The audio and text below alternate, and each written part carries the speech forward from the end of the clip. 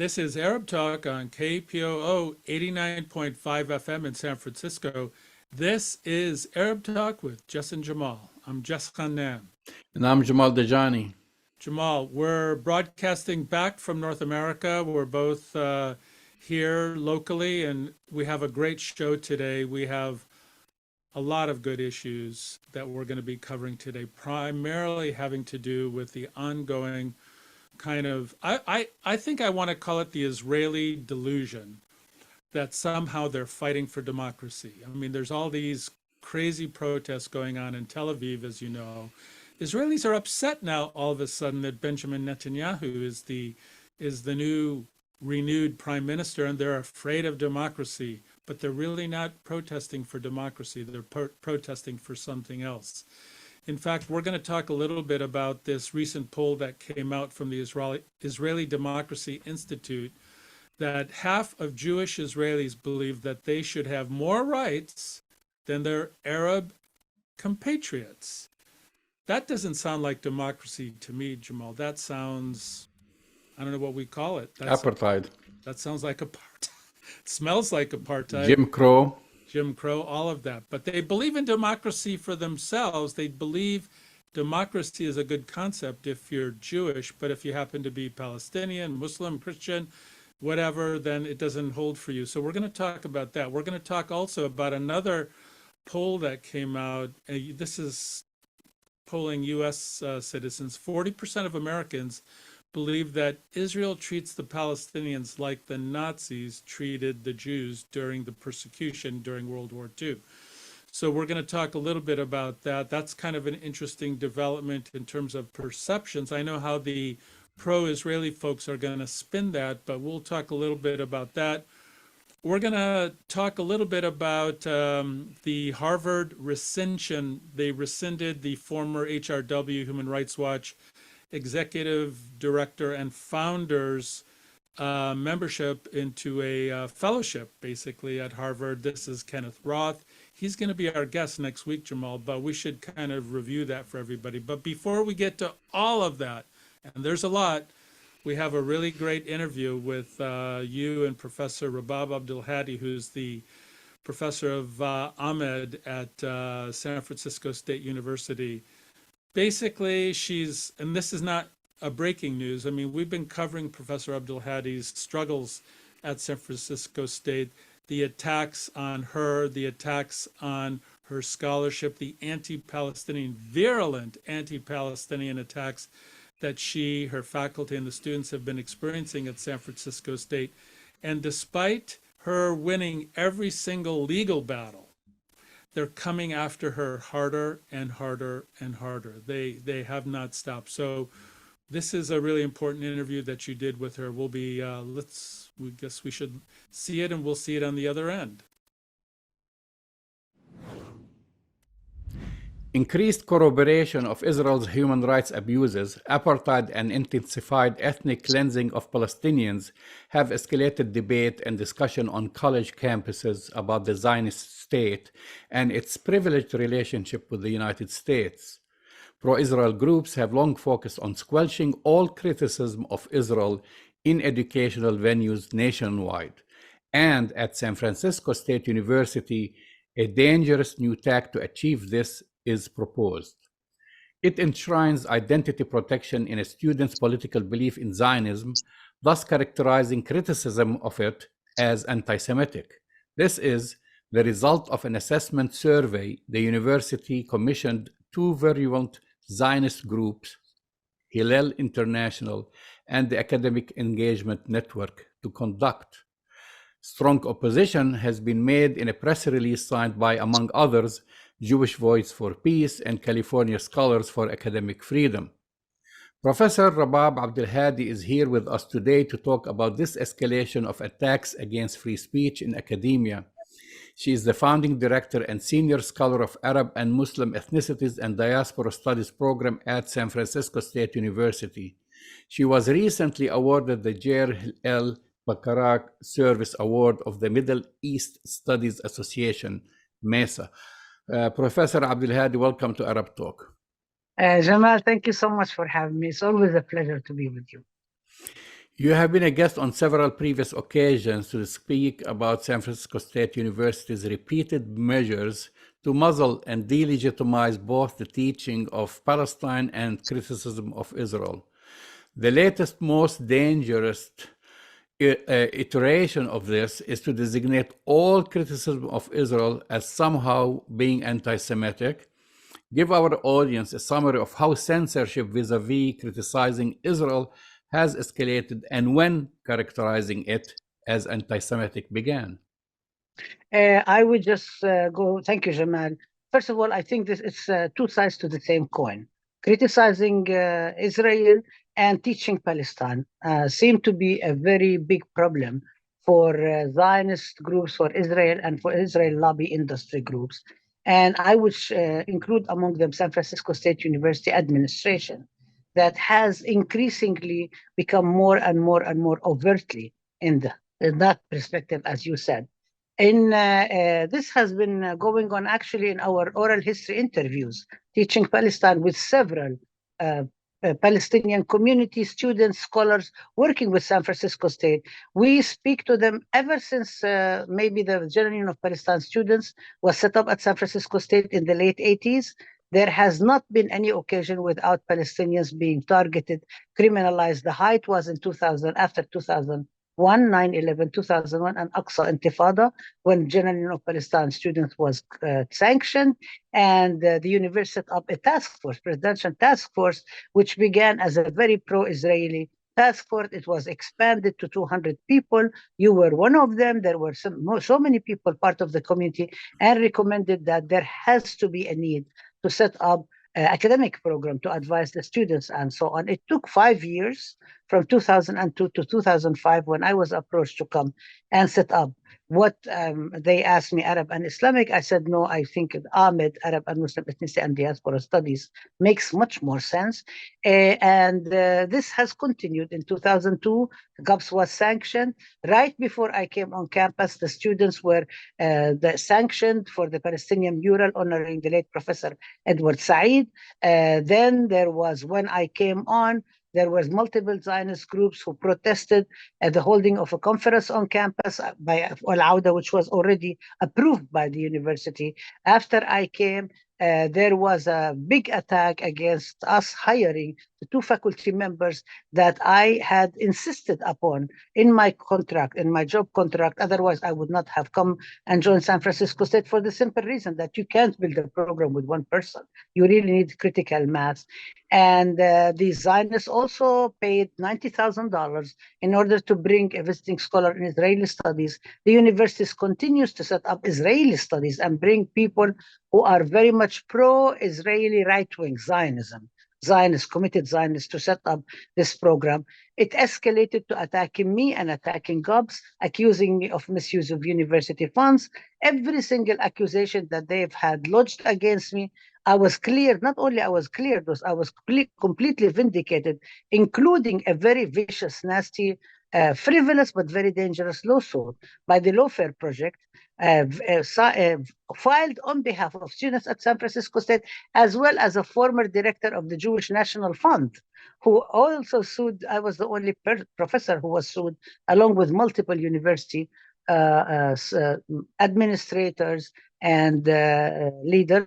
The judge, we were the only ones, and I say we, myself, our campaign, our community, we fought it. We decided we're not going to allow the university to settle, because this is very dangerous to acknowledge, to admit that there is anti-Semitism at San Francisco State that comes out of teaching Palestine. I mean, this is really was the crux of the matter. We won. The judge dismissed the lawsuit with prejudice, and actually specifically stated that in one sentence, that just because I am anti-Zionist and support Palestinian resistance does not make me anti-Semitic. With all of this stuff, this has happened again and again and again. They canceled classes for Ahmed. They during the COVID, they used it as a way to create facts on the ground. It's very interesting. I don't really want to say it, but it's very similar to Israeli tactics against the Palestinians, using any occasion whatsoever to create facts on the ground, escalate again and again. They silence our open classroom. The university, the big tech silences. The university did not provide us alternative. We filed grievances against the university. We won all the grievances, not in my small, in a very big way. And the university is very upset. And actually, the report that you're speaking about, it turns out that they had already done the report a year ago. Well, but they let's never get shared it into with us. let's get into that. Yeah, Tell us yeah. about the memo submitted by the two Zionist organizations that San Francisco State University commissioned to do a survey.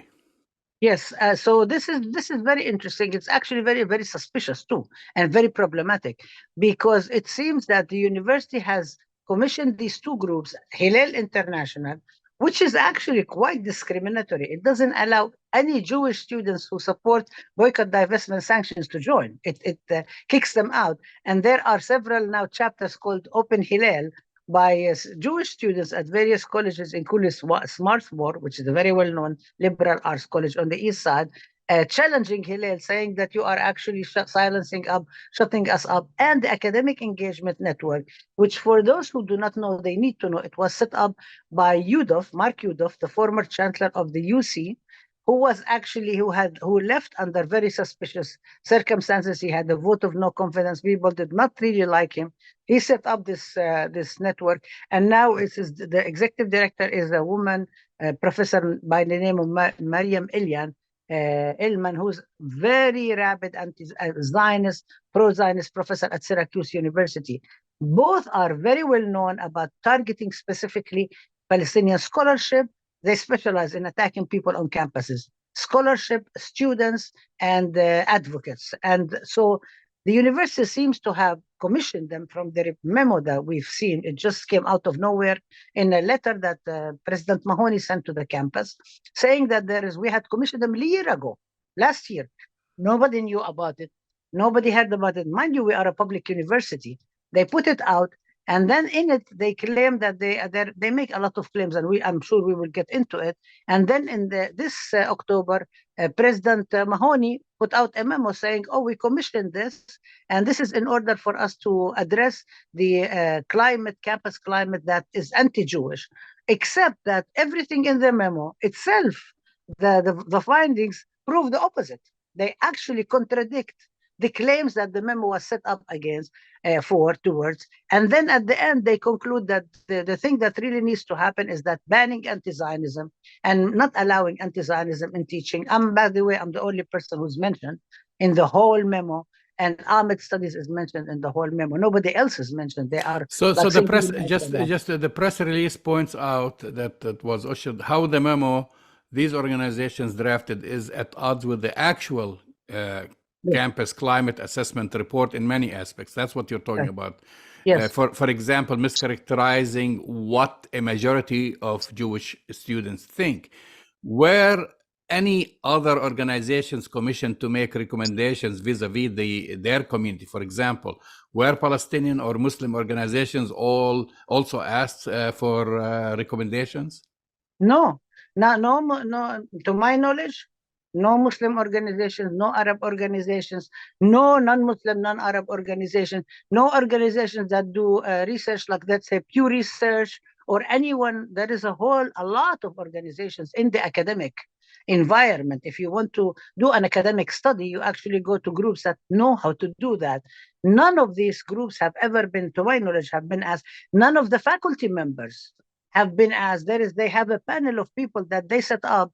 On this panel, it's either people who are known to be pro-Israel and Zionist, or there are people who actually have no knowledge whatsoever about the region, about Palestine, about Arabs, about Muslims, even about Zionism and Israel. I mean, they don't actually know the history. They have no credibility. In order for you to have a credible study, in itself, the study is problematic. It's not a study. It's a propaganda piece. Well, it's really unheard of that a political ideology be recognized as integral to one group's identity and be protected as such. And not all Jewish students are Zionist, right? You know that. And actually the study says that. They actually say, the students don't identify, many of them don't identify with Israel or Zionism. So wouldn't that mean that every group on campus is entitled to a similar identity claim? I mean, if you have this exclusive one group, why wouldn't you do the same to all the different groups that claim different identities? This is another problem, because actually in the history, the United States government itself even never ever recognize Black identity as an identity that is integral to a group identity during the Black Power movement, civil rights movement, or during Black Lives movement. In fact, the FBI characterized these groups as terrorist groups because they said so. Nobody identifies that for Palestinians. Being Palestinian is actually integral. Many times we are referred to as Arabs. Sometimes we are not really referred to or whatever. The attacks against Muslim students on campus, the girls who wear the hijab, the Islamophobic stuff that we hear about in classes by professors and so on, the claims and so on are generally dismissed. You know that we tried to actually lodge a few complaints, and the students were intimidated because they were afraid of being targeted, just like me, because when I filed the claims, I became more targeted, and retaliation and harassment started to have to become more. So the students were really afraid, including Jewish students. When there was a Nazi on campus, they could not. So it is a very big puzzle. I mean, the question is actually should be maybe posed to the university administration is what were you thinking? What were you thinking when you did something of this sort? It is, I mean, Well, adding to this question, yeah. I should ask, what role does CSU play in these exceptionalist, I would say, designations? Is San Francisco State University allowed to go its own way, being a taxpayer-funded institution? I think, I mean, this is a good question. The problem is that CSU is also very much part of this. And I think part of there is a couple of issues to mention. For example, you know about the scandal last year of Chancellor Castro, who was very much involved in covering up of sexual harassment, was finally found out.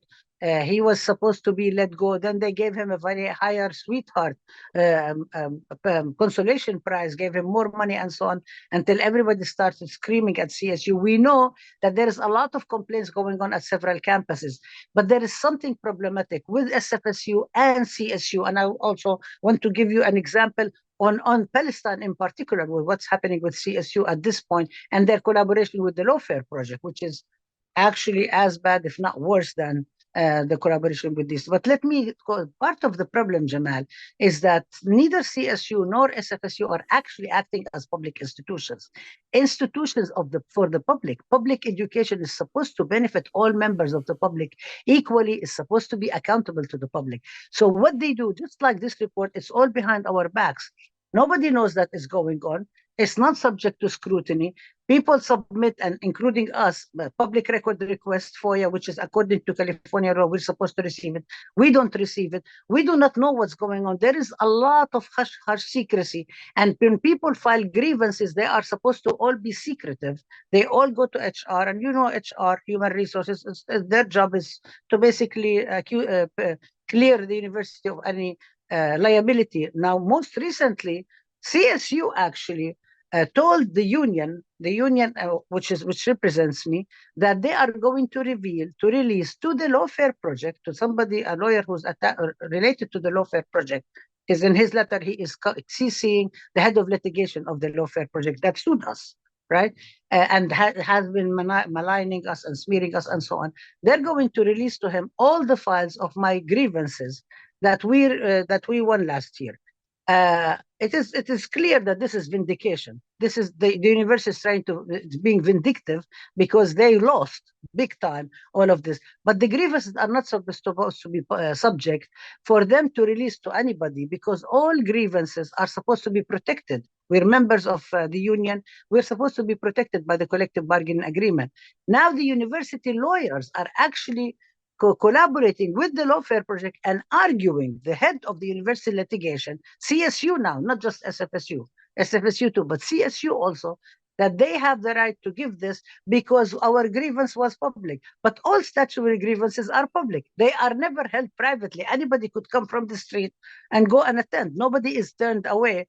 The difference between before COVID and after COVID is this was online. Because I spoke what my opinion was, I should not have been punished what the university is trying to do, they're punishing me for speaking up my views, speaking up about advocating for Palestine, being anti-Zionist, and I'm going to say clearly, and they knew, by the way, before I even when you read, because you mentioned being anti-Zionist, when you read what defines Zionism by Zionists themselves, it is a supremacist colonial settler project dating back to Herzl himself in his own words.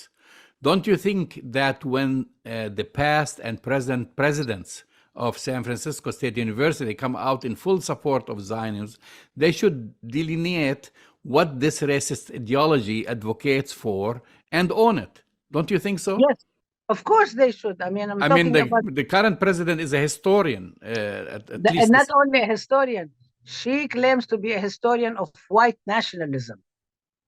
She doesn't say white supremacy, white nationalism.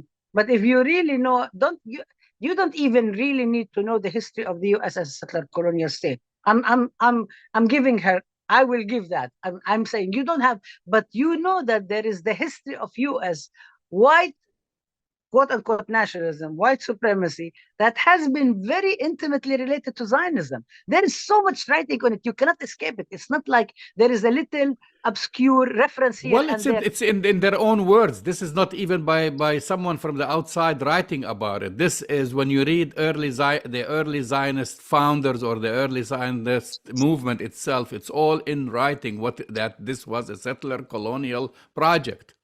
I no, but we're talking about, you're asking me about President Mahoney, right, who's a historian, but also President Wang before. President Wang came saying, "Oh, I admire Edward Said. I love his writing." If you read one word of Edward Said, you know that there is something wrong with Zionism. Okay, you don't agree with all of us. Go look at the majority of the Jewish scholarship, credible. I'm not talking about the scandals where people are actually trying to mingle things and mess them around, and they every single time they're caught into one scandal after another in academic and scholarly research, which is also part of this problem as well, because we are at a campus university.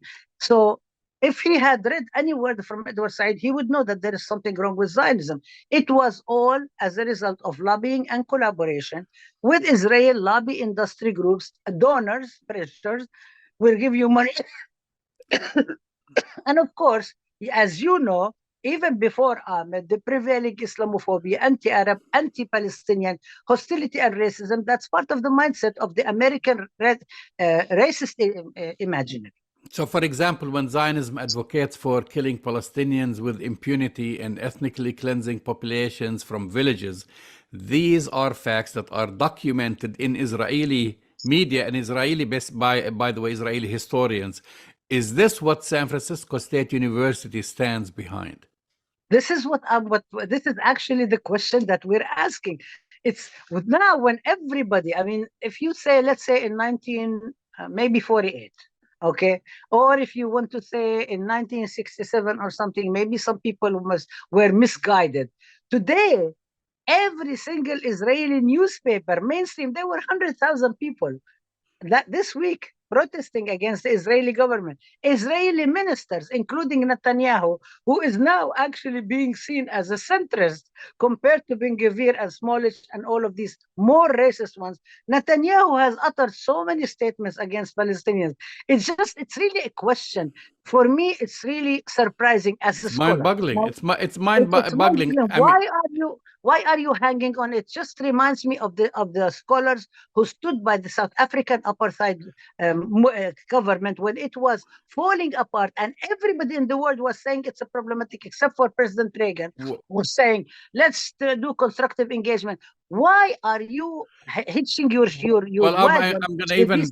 I'm gonna even fast forward from historical items. We're talking about today when, I mean, this is, to me, I'm asking this question, not to you. I'm actually asking this question to the administration and to President Mahoney.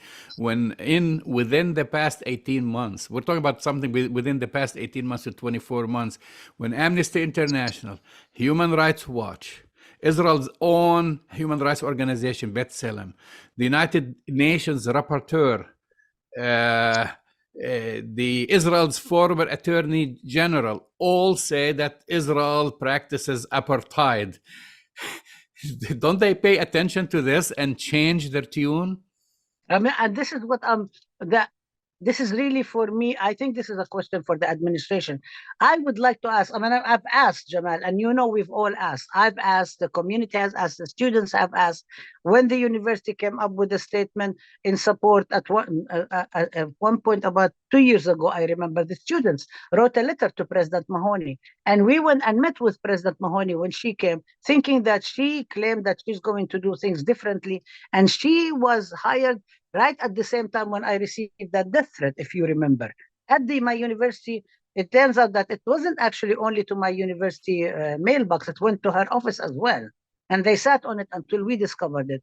She was saying, we're going to be open, we're going to treat everybody equally, we're going to do this. But then when she met with students in her own office, she brought somebody from the community who pretended to be representative of the community. And that person used the F word, a cuss word, against the Palestinian students when they said that we need to talk about Palestine and Israel. And the person used the cuss word. Neither President Mahoney, nor the Dean of Students, nor any of the administration heads who are, by the way, part of this report, their names are on the report, stood up for the students. They led the students, young women who are strong and wanted to speak up their mind, and politely, nobody stood up for them and nobody defended them. So I'm not sure. It's really mind-boggling what's going on. My only explanation, I mean, so then they need to explain themselves. But my only explanation, based on evidence and based on whatever we're seeing and so on, this is something that has to do with this corruption at high places. It has to do with secrecy. It has to do with refusal to be accountable. And so because we do not know how is this study was commissioned, who paid for it, how is it, and then the study itself, it's so problematic. I mean, if problematic might be a very polite word to say in academic terms. The questions themselves are not actually set up in a good survey method. Then the findings contradict the questions. The questions say many students do not feel uncomfortable on campus. Then they say Jewish students feel uncomfortable on campus.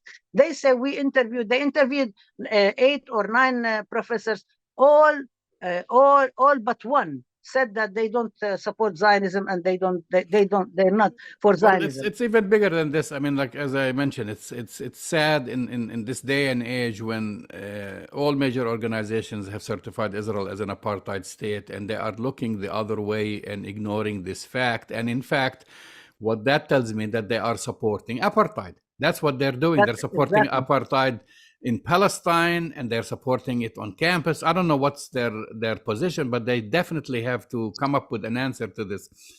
As I've Jamal, mentioned in the intro. Let me just say one thing. It's not only they need to come up with an answer, they need to be held accountable. Yes, they do, of course. Complicity with crimes against humanity history will not be kind to them. This is what I have to say. As I've mentioned in the intro, you've been awarded the very prestigious award, the Bacharach Service Award of the Middle East Studies Association, and before that, the AAUP's Georgina M. Smith Award. Have you ever been celebrated or honored by the San Francisco State University's administration? No, actually, not a single administrator has said to me, "Congratulations, this is a huge honor." None one of them has actually hailed it as an honor for the university or as a huge accolade.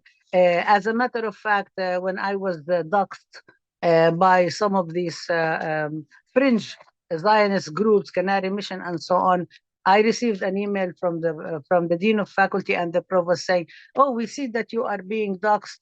We're sure that you're used to it, like because we're Palestinians, we're supposed to be using to abuse." And so I had one of my students who's helping me with disabilities write them an email and saying, "No, it is not okay. Are you going to condemn that? And are you going to issue a statement to support me and to say this is not true? That this is not, I'm not supportive of terrorism. I am not engaged in anti-Semitism. and to uphold me? Are you going to rescind this report? And the dean of faculty sent back an email saying, oh, as you know, thousands of people are doxxed every day, thousands of people are attacked every single day, and that if you reach out to me. So, and when I was thinking about how do I respond, I actually thought that the best response might be, and then I realized maybe I shouldn't really waste my time, because it's such a waste of time to engage with them. But I remembered the interview Ghassan Kanafani had with that Australian reporter. So then when the Australian reporter, he said, do you want to talk? And Ghassan Kanafani said, talk about what? And he said, peace. And peace for what? You want to explain your position, express my position for what? And it basically speaks about, like we say in Arabic, حوار الطرشان, that I am telling you something and you're refusing intentionally to listen, which is a phenomenon in academy and in public life called as gaslighting. What they are doing is they try to actually mess with my head, to try to take me on a wild goose chase. I'm on sabbatical. They're supposed to be supporting me in order for me to do my research, scholarship, and so on. And they're doing everything in their power and beyond in order to undermine that. A big part of it, really, I'm telling you, Jamal, they're being vindictive. They are very upset because they've been caught with eggs on their faces. We had our faculty colleagues, 3 unanimous faculty committees randomly selected, voted in our favor. They demanded that the university respond and implement the decisions and enable us to have our open classroom that was silenced by Zoom and big tech, which is our right, and asked the university to apologize to us and demanded that the university hire faculty and allow Ahmed to be an independent program. They don't want to respond to that, and President Mahoney came and actually vetoed. It's very interesting. She vetoed these decisions that are decisions of faculty governors. This is, again, where democratization happens, and they always claim that governments in the third world are corrupt and so on. I would say don't go so far. Go to San Francisco State University. You have an exam, but study this here. And so she's doing that, and at the same time, she sanctioned this very terrible, bad, and I don't even know how they are not even embarrassed to put their names on such a study that is so bad that any maybe second year or third year student who knows a little bit about methodology can take it apart. Finally, what are you planning to do? What are your plans for the future? We are, as you know, we have a very big coalition that has majority of the people around. It has happened over the holidays now. So we are actually going to be demanding the public records of every single thing that has surrounded this. And we encourage the public, the audience, people who are listening to you. We are demanding that San Francisco State is held up accountable. CSU is accountable to this. We are communicating with our colleagues at various campuses because we hear that there are some things happening here and there, but it's all in grapevine because the university holds the control over information. And especially now, then there is no public discussion groups. They do everything BCC and so on. And we are demanding the implementation of the faculty hearings panel, the 3 faculty hearings around academic freedom, enable me and my colleague, Dr. Tomomi Kinakawa, to have our open classroom, hire the faculty. Ahmed faculty needs stop interfering and undermining Ahmed and basically acknowledging that Ahmed is an independent program, that Ahmed is not under the mandate, remember, mandate or colonial rule of anybody. Ahmed is independent. And we also want to be able to hold them accountable around this. So we're asking everybody to contact, call, email, ask everybody in the administration at San Francisco State, the president, the provost, the deans, as well as CSU, and say what is going on, and let us know. The names are on the press release. It's available online. And so we would like everybody to support us because we are not going to stop teaching Palestine. We're not going to stop saying Zionism is racism. We are not going to stop supporting justice-centered education as we do in every single aspect of our work. We're not going to be silenced. And so they are the ones who should be ashamed of themselves. And they should really think very carefully about changing their route and their collaboration and complicity with Zionism. And I would just say, remember, apartheid South Africa. Dr. Rabab Abdulhadi, thank you for coming on Arab Talk. Thank you for having me, Jamal. That's the voice and the face of Professor Rabab Abdulhadi at San Francisco State. Jamal, I don't even know what to say anymore. They never stop. Well, here is the funny thing. What's going on at San Francisco State University ties to everything that we're going to talk about next, which is really about Israeli apartheid, about all these actions taken, whether in Tel Aviv or right here in the United States, to whitewash that apartheid or basically create a distraction. And San Francisco State University, the sad thing about it is going way back. I mean, imagine we've talked about this, and this is going through several administrations and several presidents at San Francisco State University. And then you could say before, yeah, okay, there is an influence by the Israel lobby there. There is some hesitation. They're trying to play this balance game that but now, I mean, just for the past, talking about just the past year or two, Yeah. Israel has been labeled as an apartheid state by Human Rights Watch, has been labeled an apartheid state by Amnesty International, by the United Nations Rapporteur, by its own human rights organization, B'Tselem, by its former Attorney General. Then you have the most racist government ever. You have, criminals serving in that government, and yet San Francisco State University still plays the same games of criminalizing Palestinian advocates and censoring speech there, Palestinian scholarship and scholarship and saying it's really we support, and that's what they're saying, and that's what Dr. Rabab Abdulhadi, that so-called survey that they've conducted or study, says that San Francisco State University supports Zionism. Imagine in this day and age when we're seeing everything that's about Zionism, which is basically discrimination, racism, and ethnic cleansing of Palestinians, we support Zionism, and the target on campus are Jewish students. And I'm sure there are Jewish students who have been targeted because anti-Semitism is everywhere, just like Islamophobia, just like racism and so forth. However, they play this exclusionary game, I would say. Yeah, but the fact that it's happening with such virulence and such intensity at San Francisco State really does reflect something above and beyond this kind of microcosm that we're seeing throughout the academy and throughout the university. I mean, you have Professor Rabab Abdulhadi, one of the foremost leading Palestinian American scholars, not just in the United States, but in the world, Jamal. And with multiple lawsuits, multiple investigations, she's been not just cleared, but vindicated both legally and administratively of every single charge that the pro-Israel pro-Israeli forces have brought up against her.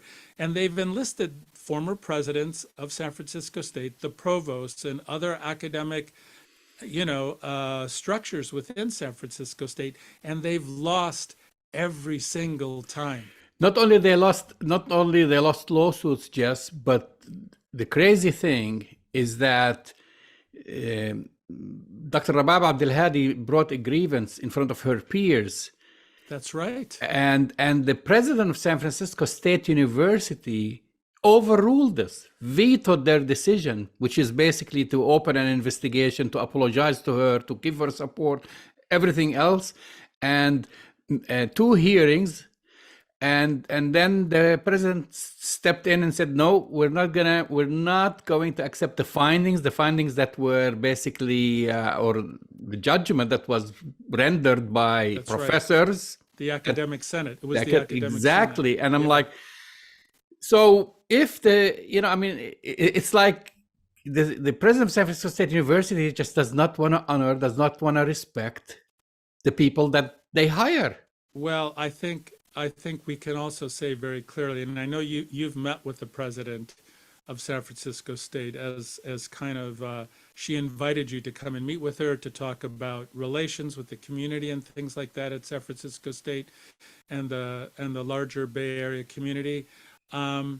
It's a very simple equation, Jamal, and she doesn't shy away from it. The donors have come to her, and the donors have come to San Francisco State and basically said, you need to shut down Professor Abdulhadi or you're going to lose funding, basically all the Well, private funding. this ties to our last story. I don't want to jump the gun here, but with the We should talk about it, but we which should. is rescinding the fellowship, Harvard University rescinding the fellowship of human rights advocate Kenneth Roth. And if you read the Crimson, that's the Harvard publication, they talk about funding issues, even though Harvard University denies that, and the pressure that they have received to deny someone who they went after and offered. They offered him the position to Kenneth and Roth. then and now there is a big investigation. Actually, we'll get back to that. Anyway, let's go to our first story, Jess, which is really, this is in the midst of everything that's happening now. There is the annual index that's this is a research and a poll that has been conducted in Israel. They've had the annual index of 20,000 plus people. Found that conducted in Israel, found that 57% of Israelis oppose blocking the Supreme Court's authority in halting legislation from the Knesset as proposed by Israel's government. That's something in essence, if the essence of those laws are anti-democratic. But also, half of Jewish Israelis believe that they should have more rights than they call Arab compatriots, but those are Palestinians with Israeli citizenship. And this is, again, a new survey released this past Sunday from Israel Democracy Institute. So I have one word for you, Jamal. Delusional. Israelis are delusional. They continue to be delusional. On the one hand, they want to fight for democracy. They want to protest Netanyahu, but they only want to protest and believe in democracy for Jewish Israelis. They don't really believe in the kind of reality of what a democracy means anywhere in the world. Is that when you believe in democracy, you believe in democracy with equal access to democracy for all people who happen to live. And basically, they have been outed. I mean, Benjamin Netanyahu has been outed. He's somehow the scapegoat in this extreme fascist Islamophobic regime is being targeted as being horrible, which it is. But they want to portray it in the media, Jamal, as all these courageous Israelis are now demonstrating in Tel Aviv for democracy. What this poll says is that they're kind of in denial and are somewhat delusional too, because they really don't believe in the reality of democracy. They believe in this very narrow, racist view of democracy only for themselves. And can I ask you the obvious question? Did you hear about this on CBS, CNN, NBC? No, and that's the spin. The spin, that's what's going on in Tel Aviv. It's about democracy, just like what we see in the Western world, right here in the United States. People demonstrate against this president, like, former President Trump, or in Europe. And which brings to mind a tweet that I read from a contributor and a regular to the show, Diana Bhutto, who we've had on the show many times, and she said, don't get fooled by these demonstrations in Tel Aviv, because it is not about peace, it is not about Palestinian rights, and none of that. And she's absolutely 100% right. It is not, all of a sudden now, supposedly a certain, again, that's not all Israelis, because that you have also on the other half, those who voted for the most racist government ever, as if other governments weren't racist enough. But this half, they wake up one day and they feel that, they're trying to change the Supreme Court, they're trying to suppress some of their rights, but at the same time, these demonstrations, even though I have to say there are the few, and maybe I don't know what's the percentage, who demonstrated in Tel Aviv carrying the Palestinian flag and wanted to focus the issue about Palestinian rights and so forth. But the vast majority, it's really Israelis somehow, who most of them feel entitled, and they feel now their own rights. They didn't mind when Palestinian rights were being usurped. I'm not talking about even Palestinians in the West Bank. We are talking about the 1948 Palestinians, Exactly. Palestinians with Israeli citizenship. Exactly. They didn't care about that, but now all of a sudden, this new government is trying to come up with new measures, and they're saying, "Hey, wait a minute, this is undemocratic. We're calling for democracy. We're calling for this." So that's the illusion that has been represented in Western media, that this is about Israelis rejecting the government because of its treatment of Palestinians. Right, and that's why you use the word illusion, and I'm using a stronger word, that they're delusional, that this is a true societal delusion, that somehow these are kind of democratically inclined Israelis who are worried about Israeli democracy. There is no Israeli democracy right now. They're not demonstrating for Israeli democracy. They're demonstrating for really nationalistic, personal kind of attachment to this apartheid state. If they were really demonstrating for democracy, Jamal, they'd have to dismantle apartheid. We spoke earlier about the poll. The poll tells it all. When you have half of the Israeli society telling you that, basically they're talking about Jewish supremacy. In plain and simple, they're saying we should have more rights than Palestinians. We should have more rights than Muslim Palestinians. We should have more rights than Christian Palestinians. We should have more rights than other ethnicities. What do you call this? Imagine if we said this right here in the United States, which used to happen, by the way, with the African American community. But now in the year 2022, someone says that whites should have more rights than Hispanics or blacks. Well, they don't say it. I'm talking mainstream. I'm talking mainstream. Right. But they don't codify it. We know, and they know themselves, the racists, the KKK, whatever, hidden KKK or something like this. But in Israel, you have politicians who are saying this, serving the government, and who have called for this, and then you have the average Joe, 50%, at least 1 in 2, saying that. Yeah, and the difference also between the United States and the apartheid regime in Israel, Jamal, is that the Israelis have codified apartheid. They have codified racism. We've talked about this many times. You have over 500 Jewish-only laws which protect the rights of its Jewish citizens, but not its non-Jewish citizens, Palestinians, Muslims, Palestinian Christians. So here, at least in the United States, we have laws that ostensibly protect all of the citizens of the United States. But the apartheid regime actually has Jewish-only laws. So when is this country, Jamal? And remember, Joe Biden says he looks forward to working with his friend, Bibi Netanyahu. When is the media here? When is this country going to wake up? Well, it looks like getting to the next item that we were going to talk about. Maybe there's a little movement in the American populace about their understanding of historic Palestine and the apartheid regime and the extent of the brutality that the Israelis are exacting against Palestinians. What do you think? This is an interesting poll that came out. Well, I think it's an interesting poll, but also I don't like the way how it is presented and who's behind it. So this poll actually, this is an ADL survey, and we know the ADL puts more focus on conflating criticism of Israel with anti-Semitism. So you have to look at it. And I'm talking about an article and the poll that appeared in Mondoweiss.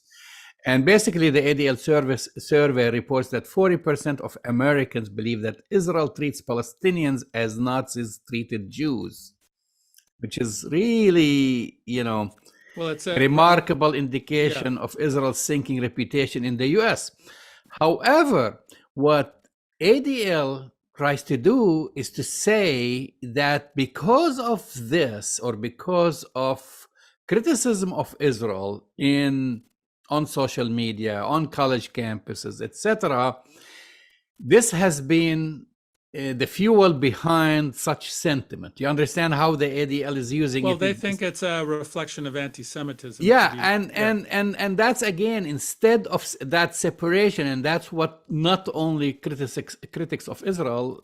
I mean, you have American Jews, a sizable number, who reject Israeli occupation of Palestinian territories, who reject apartheid, but they try to lump everybody, put them all in the same basket and say that by criticizing Israel, by criticizing Zionism, by criticizing whatever, basically by criticizing apartheid and occupation, you are an anti-Semite. And that is very dangerous.